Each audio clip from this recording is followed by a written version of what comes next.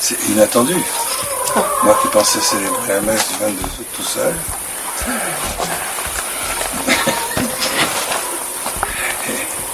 Et en fait, je ne suis pas tout seul.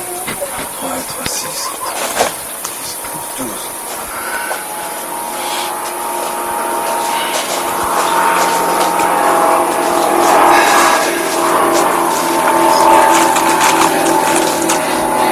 C'est la troisième fois que je célèbre le sacrifice de la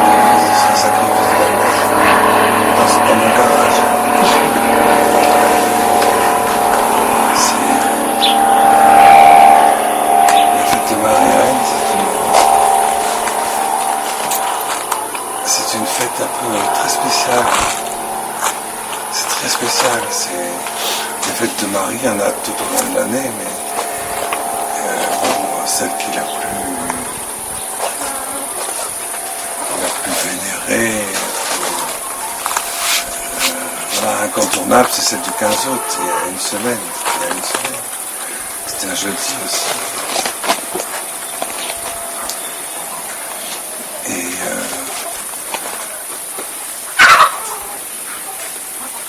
quand tu vas à l'endroit où Marie a été conçue, Marie, elle a été conçue au temple de Jérusalem. Et d'ailleurs, vous avez toujours, presque aux portes là, du temple de Jérusalem, vous avez la maison Sainte-Anne qui est là, du côté où on a la piscine de Betzata, au Saint-Portique.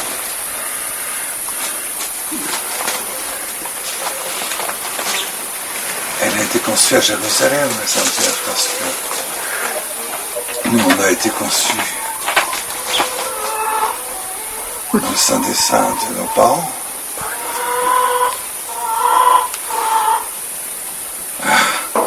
Dans ce Saint des Saints qui ressemble plus à un diamant fabriqué avec du cristal divin, limpide et céleste, que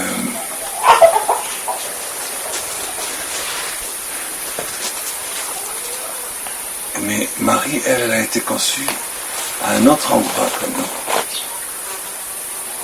Elle a bien eu des parents. C'est vrai, elle a eu Sainte Anne, Saint Joachim.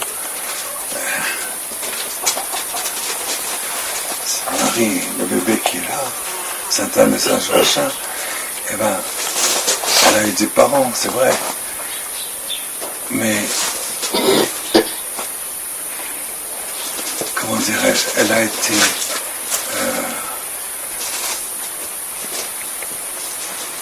conçue par Jésus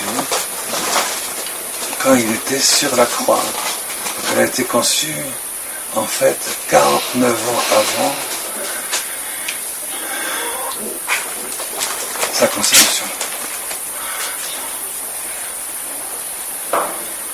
Parce que Marie, elle vient de Dieu incarné dans le Christ, Jésus crucifié.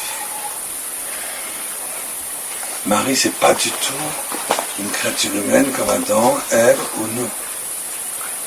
C'est une créature, oui, c'est vrai. C'est une créature humaine, c'est vrai.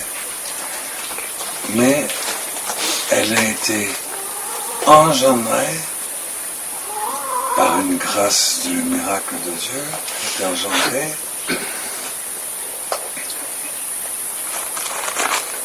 par la création d'un monde nouveau, un rédempteur, à partir d'un principe de création qui est Jésus crucifié.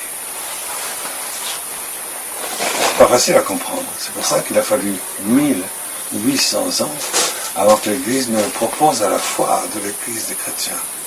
Il a fallu 1800 ans de contemplation du mystère de Marie pour comprendre d'où est venue l'Immaculée Conception. 1800 ans, vous vous rendez compte, c'est énorme.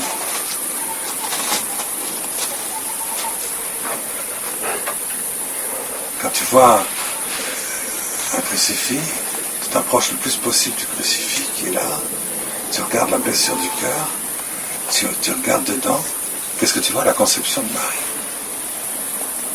Dans l'ouverture du cœur de Jésus, tu regardes bien dedans, tu mets ta tête dedans si tu peux, et là, tu vois quoi? Tu touches quoi? Tu touches la conception de Marie. L'Immaculée Conception. L'Immaculée Conception, c'est pas du tout Dieu qui dit voilà, j'avais fait une première femme qui était sans péché, elle avait la grâce sanctifiante, elle était parfaite. Dieu a créé 2 créatures, 3 avec Jésus, absolument parfaits sur la terre. 3, il n'y a eu que 3 êtres humains créés qui étaient absolument parfaits, créés par Dieu sur la terre. Une intelligence parfaite, un corps parfait, une grâce sanctifiante parfaite, accomplie, etc. Et ben, ça a foiré avec la première Ève à cause d'un saut, d'un souillon de serpent. Bon. Très bien.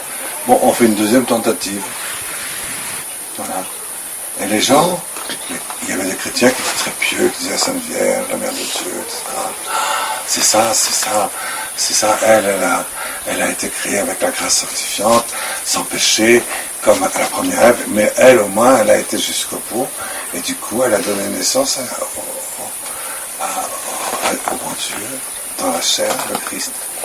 Et bien ça, ceux qui pensaient ces choses-là, ben, ils étaient hérétiques. C'est faux. Marie, c'est pas une deuxième tentative, Marie. C'est Dieu qui décide.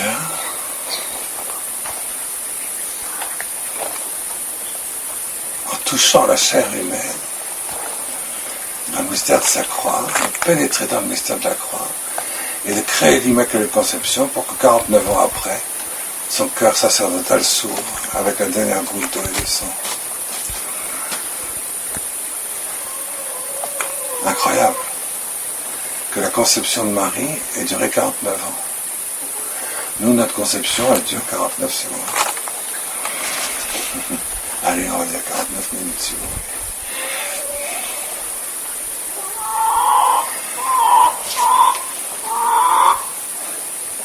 Et alors, ça c'est le principe de l'Immaculée Conception.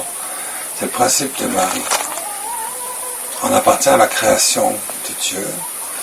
Mais la création de Dieu, elle n'a aucune signification aujourd'hui parce qu'il y a eu Satan, parce qu'il y a eu le serpent, parce qu'il y a eu le péché, il y a eu une déchéance. Il y a une déchéance. Bon Dieu ne fonctionne pas, n'est pas à l'origine de la déchéance. Alors il crée un monde nouveau. Et il crée une création nouvelle, il crée un univers nouveau, avec la même sagesse créatrice. Et c'est à partir de Jésus crucifié.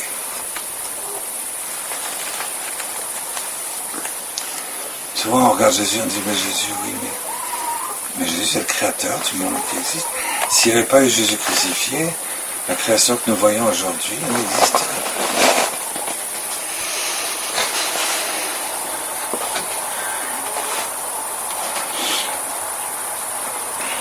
Alors, elle a été jusqu'au bout, est en principe la première émanation de la création tout entière nouvelle. Elle a été effectivement jusqu'au bout à l'intérieur de la très sainte Trinité. Et le terme terminant, elle a abouti à un terme. Et ce terme, c'est le même que le terme terminant de Dieu lui-même. Voilà, ça c'est Marie Reine Immaculée, c'est aujourd'hui. On passe de l'Immaculée Conception au 8 décembre à aujourd'hui, 22 août. Elle est reine. Alors, c'est une fête quand même. C'est une fête qui apporte,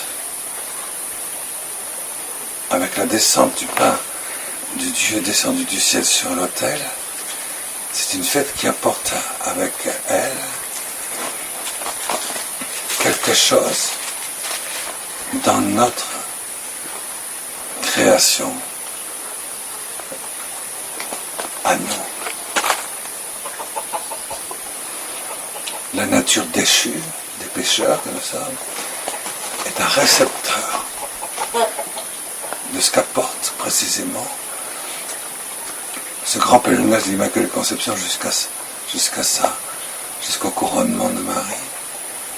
Et bien il redescend jusqu'à nous dans une coupe. Et cette coupe, c'est notre nature déchue, ouverte. Elle est ouverte. Et celui qui reçoit le mystère de Marie, eh bien il reçoit le mystère du Christ parce qu'il reçoit le mystère du Christ en ce sens qu'il reçoit le fait que le Christ c'est Dieu lui-même, éternellement Dieu, incréé, avant la création du monde. Eh bien il descend jusqu'à nous dans une coupe. C'est la coupe de notre foi. Alors, je me rappelle que j'avais été du pied de la croix, Immaculée Conception. Il s'est passé comme ça 19 années. Parce que Marie n'est pas montée au ciel en même temps que Jésus. Il s'est passé 19 années avec Saint Jean, un grand ami à nous.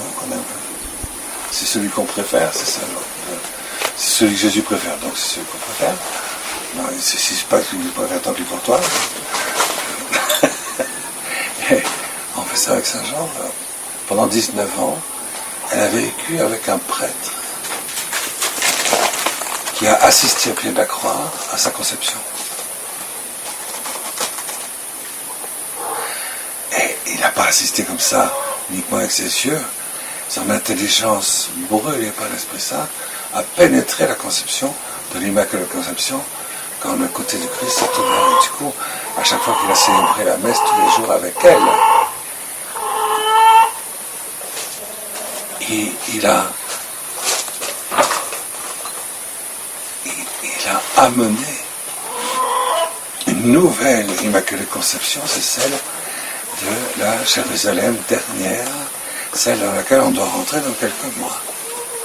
Parce que vous savez, nous vivons les plus grands événements. On s'y prépare. Mais on s'y prépare tranquillement.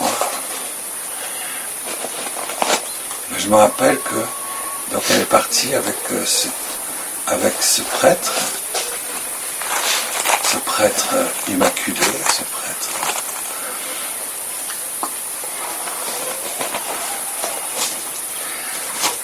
c'est le prêtre de la dernière messe du monde, de la Jérusalem glorieuse, c'est lui qui doit célébrer la dernière messe du monde, en communion avec Melchisédek, le grand prêtre, et dans lequel Jésus est prêtre éternel. Et cette triple face du sacerdoce, c'est lui. Et il célèbre la messe 19 ans tous les jours avec elle, avec cette force, cette puissance de la dernière messe. Et du coup, à chaque fois est engendré à l'intérieur de Marie de quoi engendrer maternellement, glorieusement et de manière incréée, le monde quasi incréé de la création nouvelle, c'est-à-dire nous. Et alors il s'est passé trois choses. Il s'est passé 19 ans après que Marie a été, si je puis dire, aspirée à la dernière messe de Saint Jean, a été aspirée, mais aspirée complètement dans l'hostie, si je puis dire, dans l'hostie qu'elle venait recevoir, l'hostie l'a aspirée, et elle s'est retrouvée là, à un endroit où je suis allé, avec mon frère jumeau un jour, et elle s'est retrouvée là, dans la vision béatifique. On appelle ça la dormition. Elle s'est retrouvée dans la vision béatifique, dans la lumière de gloire, mais d'une manière telle qu'elle était tellement absorbée qu'il n'y avait plus aucun mouvement visible de la terre. Alors, on pensait qu'elle était morte. Elle n'était pas morte, mais elle s'est endormie dans une tardéma, comme on appelle ça. Elle était absorbée, assumée. dans la lumière de gloire, et elle a vu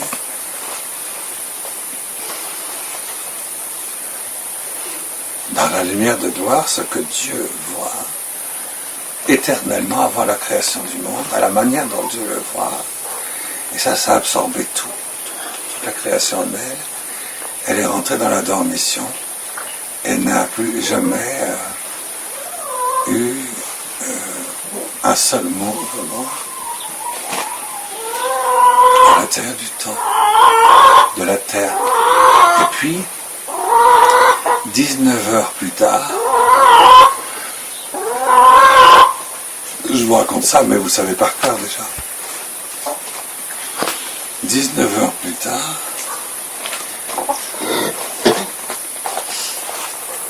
le lendemain, les apôtres étaient là, les apôtres étaient là, et ils l'ont transporté. Ils l'ont transporté, ils sont passés par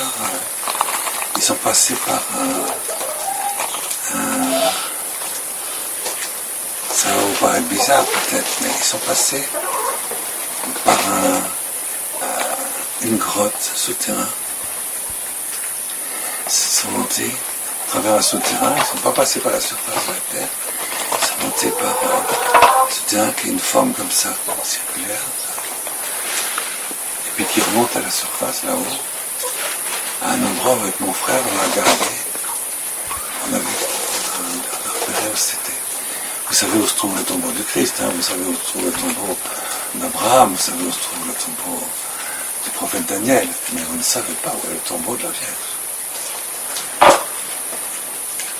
Eh bien, moi qui vous parle, je le sais, où est-ce qu'il est. Enfin, toujours est-il qu'on sait donc que les apôtres l'ont déposé là, dans cette grotte, qui a une ouverture 2 mètres plus haut. 1 mètre plus haut, avec une ouverture, petit escalier. Ils ont déposé ça sur une pierre qui correspondait à la 11e station du chemin de croix que Marie faisait tous les jours depuis 19 ans. Et là, ils l'ont laissé dans un suaire, ils sont redescendus en bas, et puis quand ils sont remontés,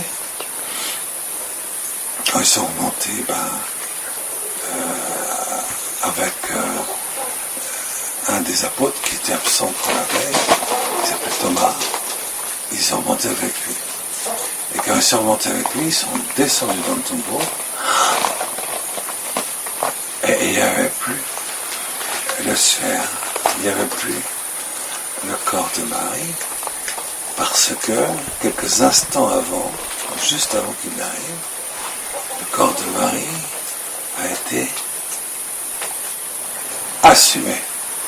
Donc elle est passée du ciel de la lumière de gloire. Il a fallu quelques de jours pour que son corps, toute la matière tachyonique de son corps, donc tout ce qui de son corps avait traversé tous les éléments de l'univers physiquement, aller à retour. J'ai pas le temps de vous faire un petit cours de science, d'épistémologie, pour savoir qu'il fallait effectivement 2 jours pour ça. Et effectivement, il y a eu l'Assomption, c'est-à-dire son corps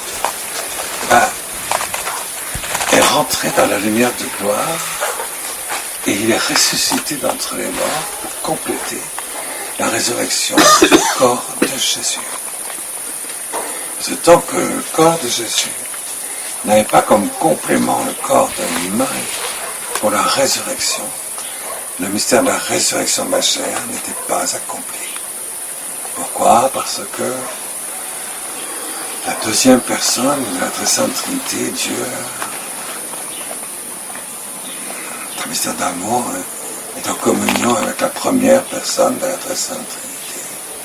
L'époux et l'épouse disparaissent dans l'unité de l'époux et de l'épouse pour faire la Très Sainte Trinité à l'Esprit Saint. Et tant que dans la chair de la résurrection, il n'y a pas l'unité sponsale de l'homme et de la femme, la résurrection de la chair n'est pas accomplie. Et donc l'accomplissement de la résurrection, donc le Christ a mis 19 ans pour ressusciter notre humain, pour arriver à son achèvement. Et c'est ce qu'on appelle la fête de l'Assomption. Et là aujourd'hui,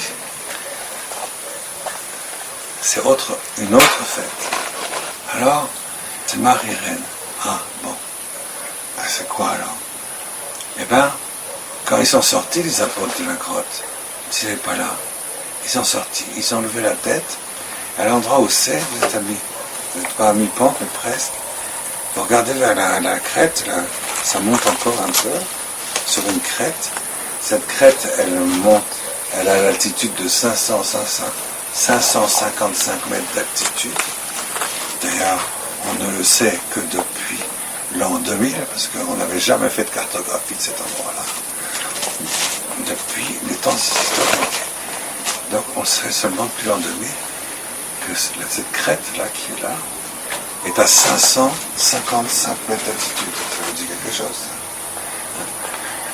Et donc ils ont regardé vers la crête et ils ont vu l'ascension de Marie. Ils ont vu, donc vous avez la dormition, l'entrée au ciel, l'Assomption, et puis un troisième. Pour Jésus, on n'a pas dit la même chose, on dit il est ressuscité, et puis il a vécu son admirable ascension. Et là, ils ont vu la gloire de Marie, où elle était emportée dans le ciel, mais visiblement, glorieusement, avec toutes les gloires angéliques, le ciel s'ouvrait, tout ça. Eh bien, il n'y a pas de fête de l'ascension de Marie.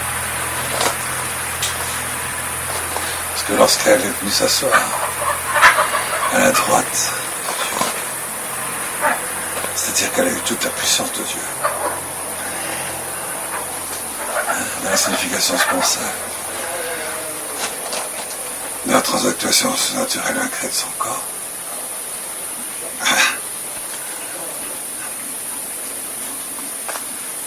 elle a eu toutes les fécondités de Dieu dans le ciel, sur le monde angélique et dans la terre. Et donc, c'est ça qu'on fête aujourd'hui. On fête aujourd'hui le fait que Marie est debout, à la droite de Dieu.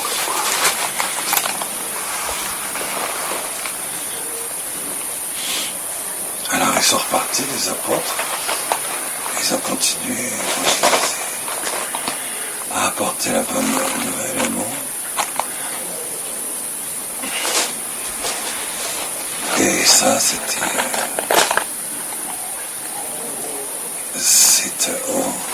pas depuis longtemps, depuis 1953, qu'on fête la fête de Marie, Reine Immaculée de l'univers, du ciel et de la terre.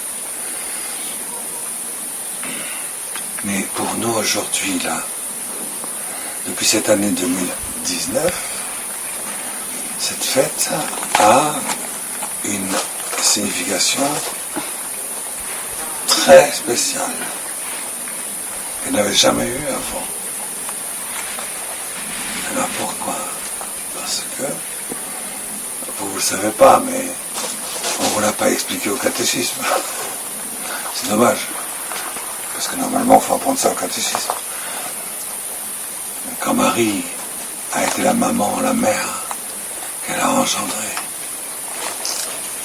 elle a été quand même la mère de Jésus. Jésus a été engendré, c'était la mère de Dieu, c'est encore autre chose, ça. Elle était la mère de Dieu dans l'éternité. Et étant mère de Dieu dans l'éternité, elle a accompagné cette maternité divine dans la maternité terrestre, et elle a engendré l'embryon, Jésus, Dieu vivant, dans la chair. Elle était mère.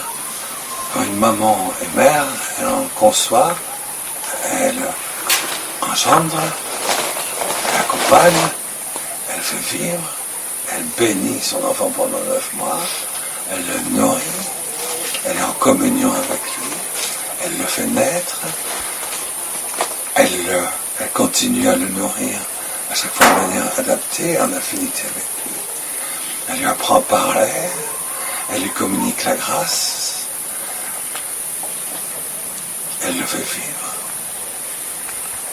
Et elle est sa mère jusqu'à la mort. Hein? Vous avez les 7 fonctions d'une maman. Une maman, elle est maman de 7 manières différentes. Mais ça, c'est sur la terre. Mais Marie, elle est mère. Et puis, elle reste, c'est dans son corps. Dans votre corps vivant que vous êtes la maman d'un enfant que vous concevez. Eh bien, quand Marie est assumée, Assomption, dans son corps, sa maternité corporelle existe toujours. La résurrection ne supprime pas le corps, sauf erreur de ma part. Hein? La résurrection ne supprime pas le corps. La résurrection, au contraire, donne au corps toute sa nature, toute sa force, toutes ses qualités, toutes ses fécondités. Alors chez une mère, par exemple, la maman, elle a ces grandes fonctions maternelles de concevoir, de préparer d'abord la conception. Parce que le petit ovule qu'elle va concevoir avec l'aide de Dieu, elle le porte avant sa propre naissance. Ça, le médecin vous dira ça. Avant de naître, déjà, une maman porte déjà l'enfant qu'elle va concevoir dans 30 ans, dans 40 ans. Elle le conçoit, elle le nidifie, elle le nourrit, elle lui donne autant de lumière spirituelle qu'elle lui donne de nourriture à travers le corps. Le corps d'une mère reste maternel après la résurrection. Et au ciel, il n'y a qu'une seule personne humaine qui est ressuscitée dans le corps et la chair. C'est Marie. Il y a Saint Joseph qui est ressuscité, il y a Jésus qui est ressuscité, il y a Saint Jean qui est ressuscité dans le corps, mais pour les femmes, il n'y en a qu'une. C'est Marie. Elle est la seule ressuscitée dans la chair de toute la nature humaine. Bon, eh bien, la maternité corporelle, la maternité vivante du corps vivant de Marie, reste une maternité, une fécondité opérante, une fécondité réelle, une fécondité vivante, une fécondité incarnée. Une fécondité incarnée, une fécondité efficace, une fécondité, je m'excuse, féconde. Voilà. Et bien quand elle ressuscite d'entre les morts, on ne peut plus appeler ça une fécondité, elle ne va pas concevoir un nouvel être humain. Elle ne va pas concevoir un deuxième Jésus. Et comme on ne peut plus appeler ça fécondité, on va appeler ça royauté. Donc à la maternité, ça c'est le catéchisme, ça. Quand la maternité ressuscite d'entre les morts, elle a encore une fécondité dans l'ordre de la chair du corps vivant, mais de manière glorieuse, de manière totalement divine, mais dans le corps vivant. Et elle engendre le corps spirituel, glorieux, de la résurrection des chrétiens. Nous ressusciterons dans la chair, mais on reçoit déjà les premiers éléments, les premiers ADN mitochondriaux, venus du monde incréé de Dieu, dans la fécondité de Marie, ça vient d'elle. Pour l'instant, on est des ovules qui vont être fécondés, et des ovules de Marie, quoi.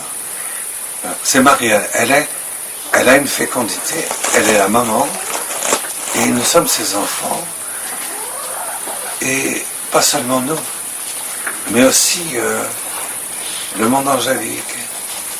Bon, là, j'ai pas le temps. Mais aussi la Jérusalem céleste, elle va engendrer corporellement, engendrer une humilité incarnée, une humilité d'amour sans limite et sans fin, absolue, éternelle, incréée, mais incarnée. Elle va engendrer aussi à l'intérieur de chacun d'entre nous le corps spirituel venu d'en haut, alors que le corps que nous avons est un corps psychique venu d'en bas, d'une nature déchue par Adam et Ève.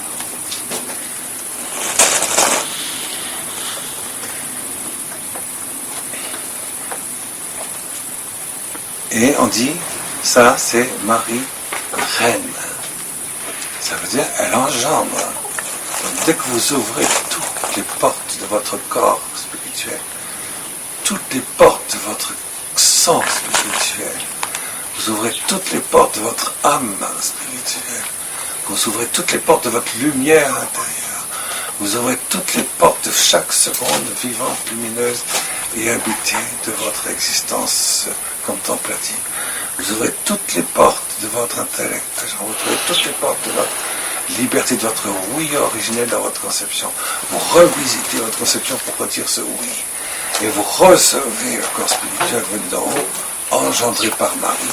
Alors à ce moment-là, vous fêtez Marie reine.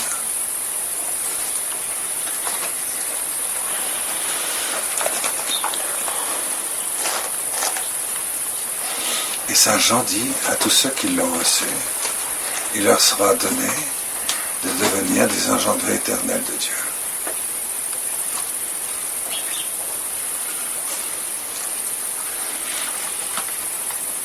Je vous demande pardon de l'avoir dit parce que vous saviez déjà par cœur tout ça. Mais...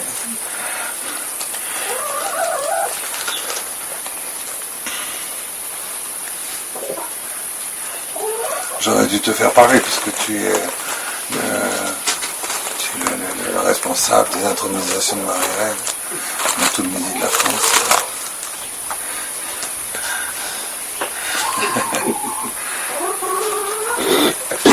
Ah, c'est pour ça qu'on va célébrer la messe, c'est très bien. Hein? Et pourquoi est-ce que c'est spécial cette année aujourd'hui, cette année 2019? Parce que c'est l'année où le pape a décidé que, avec le pouvoir que Dieu a donné au pape, et tout ce que tu vas lier sur la terre sera lié au ciel, tout ce que tu vas délier sur la terre sera délié au ciel. Et le pape a décidé cette année, que à la messe, la mémoire, c'est-à-dire la présence de Marie dans l'hostie, était rendue universelle, féconde, obligatoire pour toute l'Église.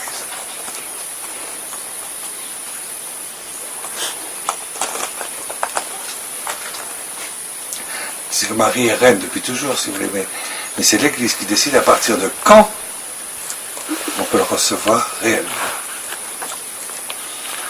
Le pape n'est pas infaillible sur une vérité. Depuis toujours, tout le monde sait que Marie est reine. Marie est mère de Dieu. Mais le pape est infaillible pour dire à partir de quand. Et le pape a ouvert les portes de Marie, la royauté de Marie, eucharistique. Donc vous avez la rencontre de l'infaillibilité du Saint-Père des Trois Blancheurs, l'infaillibilité de la Jérusalem surnaturelle et divine de l'Église, la rencontre de Marie, la rencontre de l'hostie, en une seule substance lorsque vous recevez. Et bien ceux qui le reçoivent, et bien s'ils le reçoivent jusqu'à la racine d'eux-mêmes, ils reçoivent la grâce pour laquelle on fête pratiquement toutes les messes depuis 2000 ans. Bien, vous le saviez tout ça, mais bon.